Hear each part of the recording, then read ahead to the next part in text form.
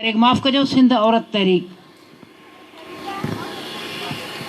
पिंडाल में वेठस मोज़िज़ मेहमानन के मुझे तरफा जी सिंध जीअं त अॼु माई बख्तावर जी 72वीं वरसीअ जे मौक़े ते 22 जून 2019 जे मीरपुर ख़ासि में कुझु करारदादूं पेश कई थियूं वञनि जंहिं ते तव्हां हथ मथे करे मंज़ूर कंदा।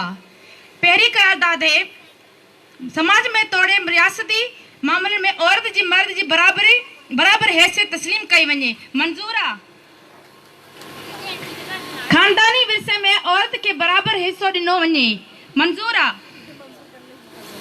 ऐं हिकु जेतिरो कम लाइ मर्द ऐं औरतुनि जो हिकु जेतिरो अजूरो मुक़ररु कयो वञे मंज़ूर आहे। बदकिरदारी और दौलत जे हवस ऐं क्राइम ते पर्दू विझण लाइ थींदड़ कारोकारी वाक़िअनि खे फौरी तौर बंदि कयो वञे ऐं उन ॾिस में थींदड़ क़त्ल खे अणठाह जोॻो ॾोह करार ॾिनो वञे मंज़ूर आहे। सिंधी न्याणियुनि जे अगवा ऐं ज़बरदस्ती मज़हब तब्दीलीअ जे सख़्त लफ़्ज़नि में मज़म्मत कंदे ही ऐवान घुर करे थो त मौलवियुनि समेत ॾोह ऐं मुलविस सभिनी माण्हुनि खे सख़्त सज़ाऊं ॾिनी वञनि मंज़ूर आहे। शादीअ लाइ उमिरि जी हद 18 साल वारी कानून ते पाबंदीअ सां अमल कयो वञे। खिलाफ़ वर्ज़ी कंदड़ खिलाफ़ सख़्त कार्रवाई कई वञे मंज़ूर आहे। कम जी जाइ ते रियासती बाज़ार में तोड़े घर में जिनसी हिरासगी जे ॾोहारियुनि खे सख़्त तरीन सज़ा ॾिनी वञे मंज़ूर आहे। समाज में तोड़े रियासती मामलनि में औरत जी मर्द जी बराबर हैसियत तस्लीम कई वञे मंज़ूर आहे।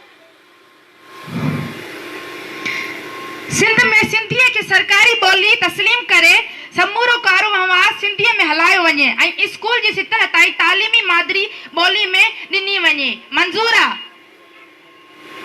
सभिनी शहरनि लाइ हिकु जहिड़ो तालीमी निसाब मुक़ररु कयो वञे ऐं निसाब मां मज़हबी तफ़रीक़ ऐं नफ़रत ते ॿधल मवाद ख़ारिज कयो वञे मंज़ूर आहे।